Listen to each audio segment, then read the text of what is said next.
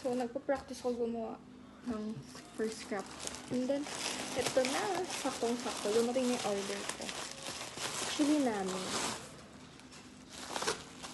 Kasi nagpasabay din yung friends ko sa room ng ibang stickers for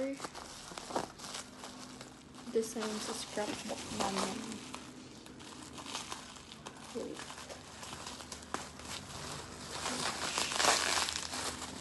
Wow! Oh, so cute! Wow! So, first is itong tips. Wow, ang ganda niya. Oh. 10 pieces to. I got it from TikTok. Ay! TikTok. Shopee pala. Sa Shopee. 2, 4, 6, 8. Wow! Look, ang pretty ng mga designs. Look, guys. Diba? Perfect ka na. Perfect mo na. So, first to. And then, ito, for stickers, yung tweezers. Cute to. Pink! I love it. And then, next is ito. Kasi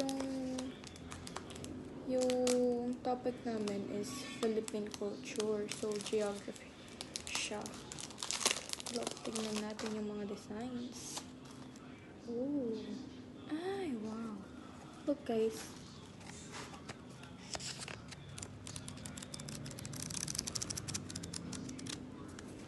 That's nice. That's nice, that's nice. Global map. So, yeah. And then, sabi kasi ng teacher ko is theme is yung pink. So, I ordered pink talaga to. Like, look. The stickers. Para may designs. Hindi ko rin alam kung magagamit ko siya ba. But, eto. Here. Here. Here. Here. 4 types, 4 siya. Kasi nagpasabay yung kaklase ko. So, bali 4 kami. Hindi isa kami. And then, ito.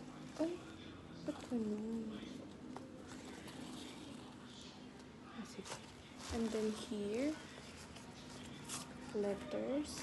And then, nagpasabay din yung kaklase ko. Ay, kaibigan ko. Kaklase ko. Isa rin kami dito. And then here, I think sa friend ko to. Kay Queen. And then here. So, yun lang. Gulo ko nga, oh. Yun lang.